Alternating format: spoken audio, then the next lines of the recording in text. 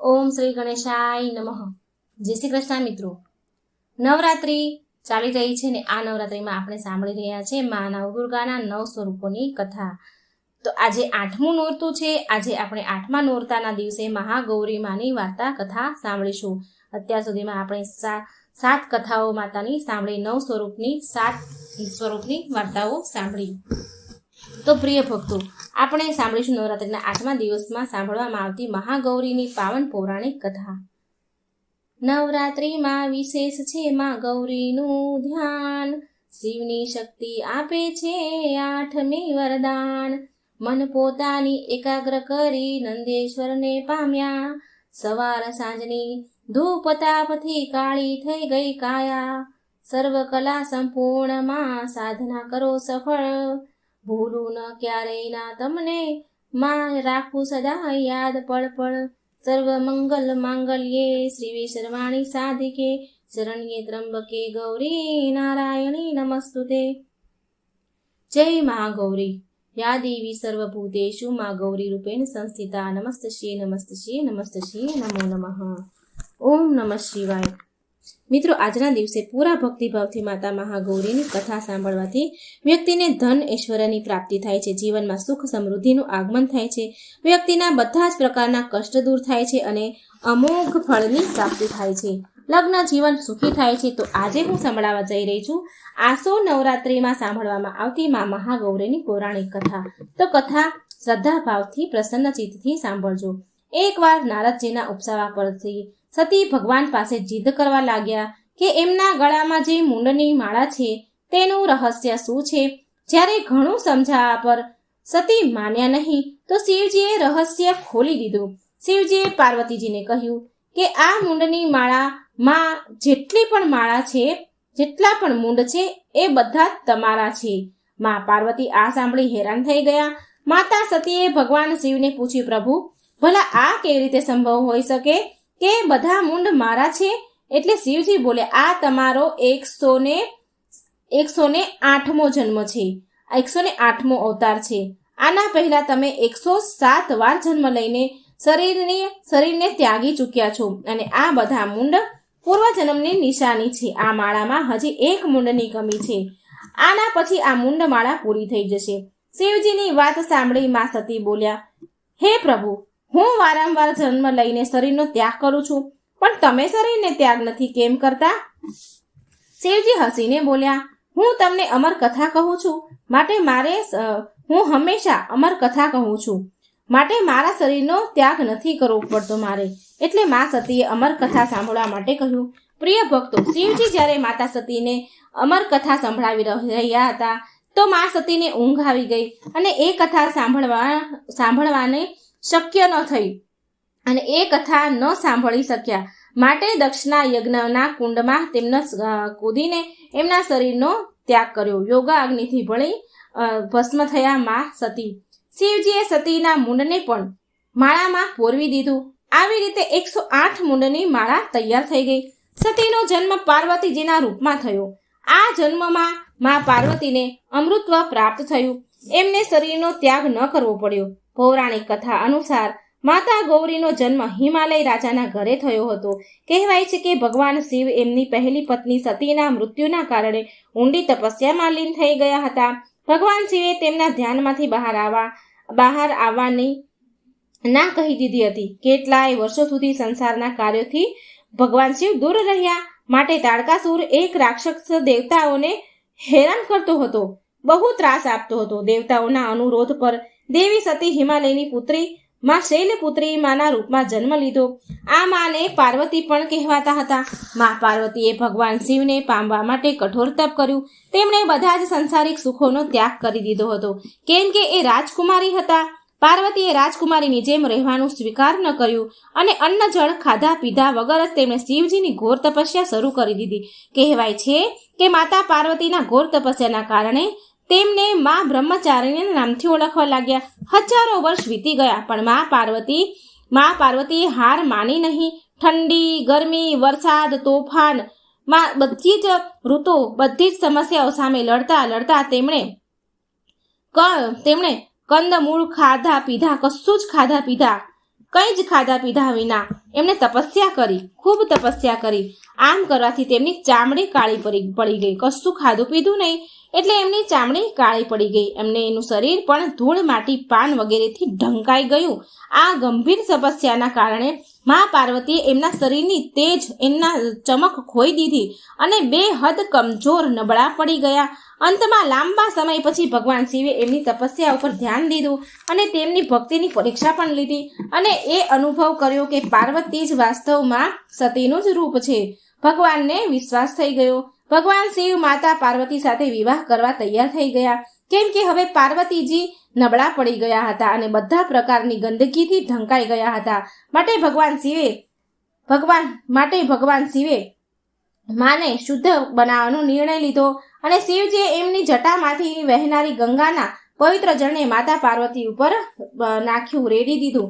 આ પવિત્ર જળ માતા પાર્વતીને શરીરની આ જળે બધી ગંદકી દૂર કરી. આ જળે માતા પાર્વતીના શરીરની બધી જ ગંદકી ધોઈ નાખી અને ખોવાયેલી ચમક તેજ માનું પાછું મળ્યું. જેવું શુદ્ધ અને પવિત્ર જળ મા ઉપર પડ્યું તો તેમની ચામડી પહેલાની જેમ ચમકવા લાગી, પહેલાની જેમ થઈ ગઈ અને મા ઉત્કૃષ્ટ ચમત્કાર થવા લાગ્યા. ઉત્કૃષ્ટ ચમત્કાર આભામાં બદલાઈ ગયું. એમનું તેજ, તેમનો રંગ ચંદ્રમાના ચમકની સમાન ઉજ્જવળ થઈ ગયું. પછી મહાદેવે તેમનું નામ મહાગૌરી રાખ્યું. ત્યારથી મા પાર્વતીનું નામ મહાગૌરી પડ્યું, જે દુધિયા સફેદ રંગ ગૌરા વર્ણના છે. શંખ, ચંદ્રમા અને કુંડ ફૂલની સફેદી એમના સુંદર રૂપનું સૌંદર્યની બરાબરી નથી કરી શકતા.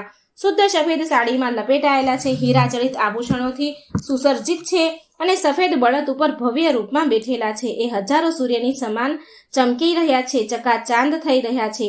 ચતુર્ભુજે 4 ભુજાઓ વાળા હોવાના કારણે મા 2 હાથમાં એક ત્રિશૂળ અને એક ડમરું રાખે છે. બીજા 2 હાથમાં અભય અને વર મુદ્રામાં છે.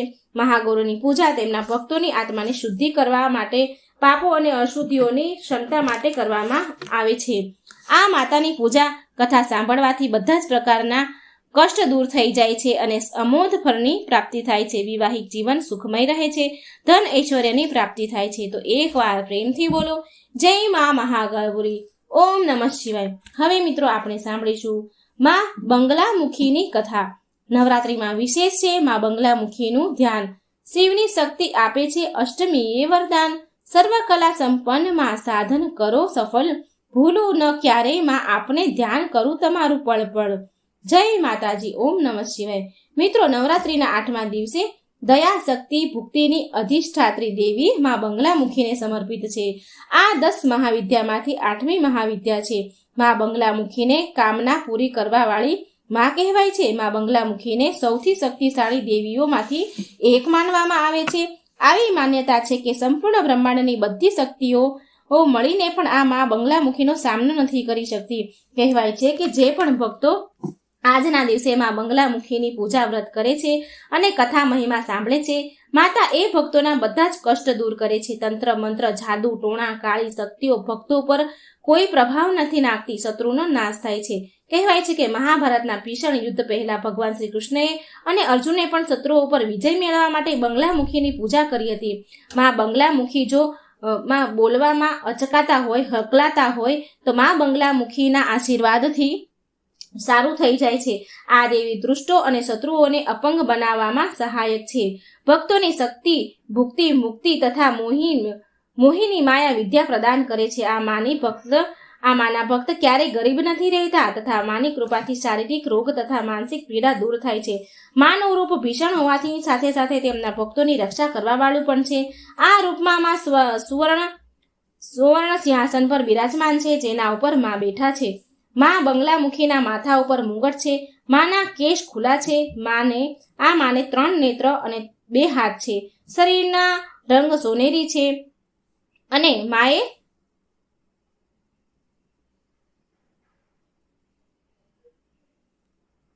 પીળા રંગના વસ્ત્ર પહેર્યા છે, આભૂષણ ધારણ કરે છે, પીળા રંગના વસ્ત્ર આભૂષણ ધારણ કરે છે.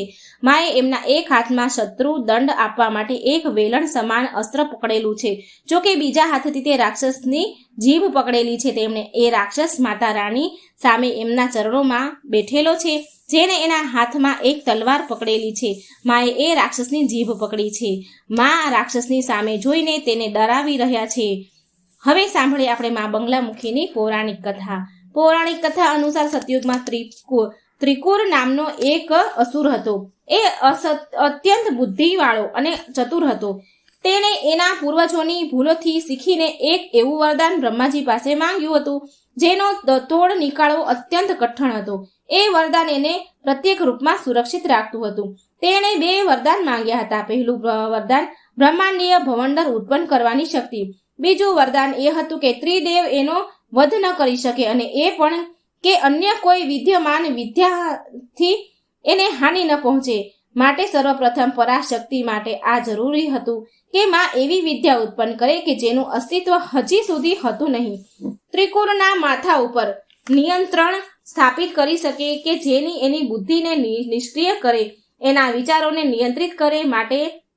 માટે તેમણે મોહન વિદ્યા ઉત્પન્ન કરી. ત્રિકુરને એની શક્તિનો બહુ અહંકાર હતો, માટે તેણે એકવાર સતયુગમાં મહાવિનાશ ઉત્પન્ન કરવા વાળો બ્રહ્માંડીય તોફાન ઉત્પન્ન કર્યું, જેથી સંપૂર્ણ વિશ્વ નષ્ટ થવા લાગ્યું અને ચારેય બાજુ હાહાકાર મચવા લાગ્યો, અને અનેક લોકો સંકટમાં આવી પડ્યા અને સંસારને બચાવવા અસંભવ થઈ ગયું. આ તોફાન બધું જ નષ્ટ ભ્રષ્ટ કરતું હતું, આગળ વધતું જતું હતું, જેનાથી જોઈને ભગવાન વિષ્ણુ ચિંતામાં પડી ગયા. આ સમસ્યાનો કોઈ હળ ન મળ્યો તો ભગવાન શિવને પાસે બધા ગયા. ભગવાન શિવનું સ્મરણ કરવા લાગ્યા. ત્યારે ભગવાન શિવ કહે છે કે પરાશક્તિ માં દુર્ગા સિવાય આ વિનાશને કોઈ રોકી શકે તેમ નથી. તમે બધા એના શરણમાં જાઓ. ત્યારે ભગવાન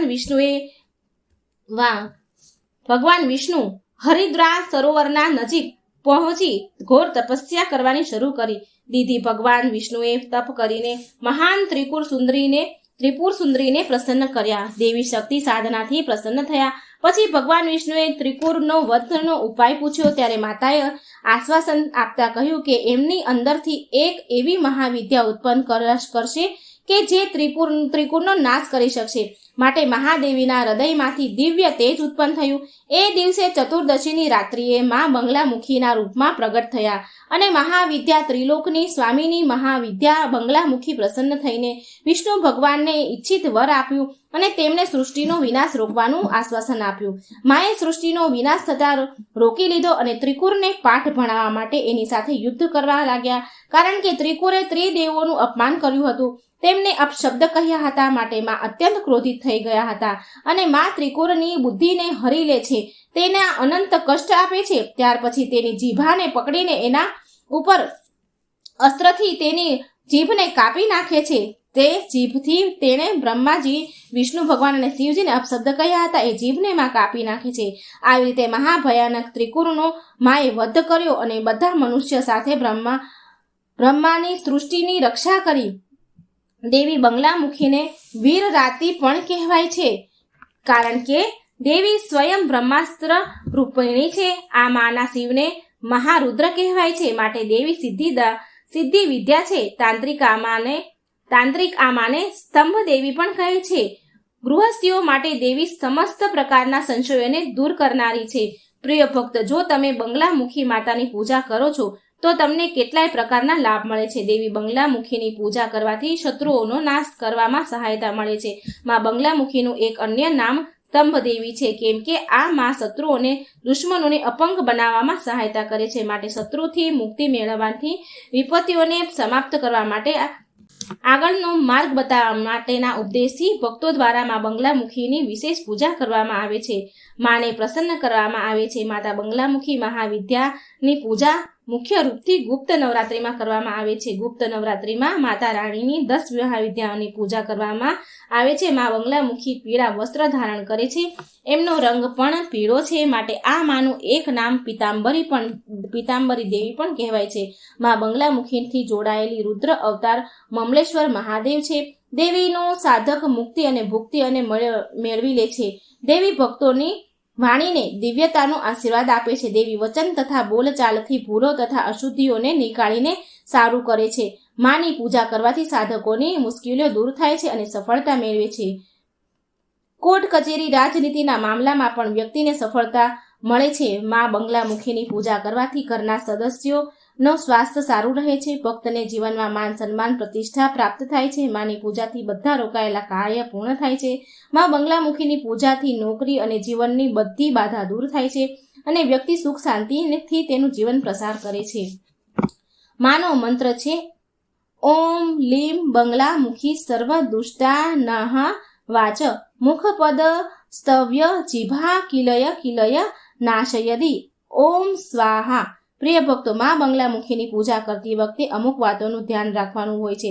સાધનામાં પીળા વસ્ત્ર ધારણ કરવા જોઈએ અને પીળા કલરનું આસન લેવું જોઈએ. સાધનામાં પૂજામાં બધા વસ્ત્ર પીળા રંગના હોવા જોઈએ. સાધના ખુલ્લા આકાશમાં નીચે ન કરવી જોઈએ. સાધના કાળમાં પૂરા બ્રહ્મચર્યનું પાલન કરવું જોઈએ. સાધના ડરપોક લોકો માટે નથી, ડરપોક લોકોને ન કરવી જોઈએ.